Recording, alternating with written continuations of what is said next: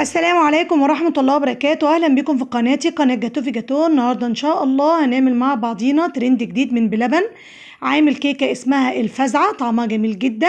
جربوها بطريقتي، اقتصادية وسهلة جدا وفي الخلاط، وكمان هنستخدم بيضتين 2 بس وبدون كريمة.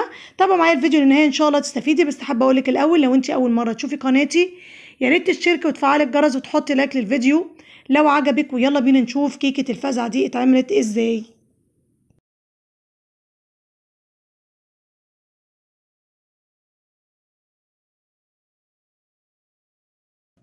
اول حاجه كده في البوله انا هنزل بيه كوبايتين من الدقيق يكون لجميع الاستعمالات، معلقتين كبار كده من النشا بيساعد على طراوه الكيك، و3 معالق كبار من الكاكاو الغامق الاسباني، ورشه ملح، وكيس كيك شيف وده بيكنج باودر 23 جرام.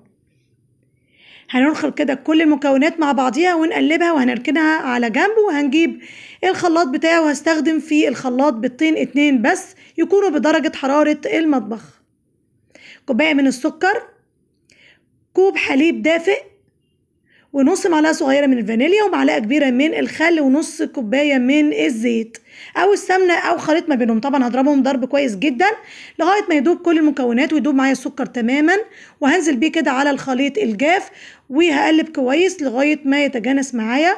وفي صاج طبعا مقاسه 35 في 45، ده يعني مقاس كبير على فكرة، على درجة حرارة 180 في وسط الفرن لمدة 20 دقيقة أو تلت ساعة.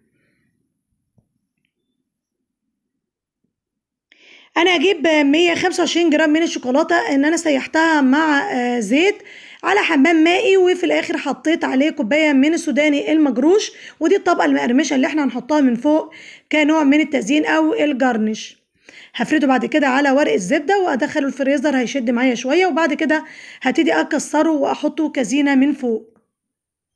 الطبقه المقرمشه دي جميله جدا وطعمها حلو. انا هطلع بقى الكيكه واقطعها كده على حسب القوالب، دي قوالب مستطيله، طبعا اي فورمه عندك ممكن تستخدميها، يعني ما تتقيديش بحاجه معينه.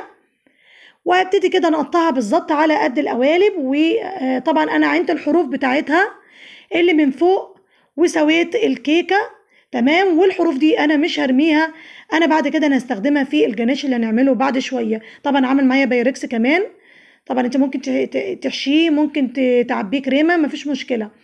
انا هجيب بقى الجناش كوبايه من الحليب، ربع كوبايه من السكر، معلقه كبيره من كريم شانتيه بودر وده اختياري، ومعلقه كبيره من اللبن البودر، ومعلقتين كبار كده من الكاكاو الغامق الاسباني، وده نوعيته كويسه. طبعا هسيبه يغلي على النار غلوه واحده بس، وفي الاخر هنزل بقطعه من الشوكولاته.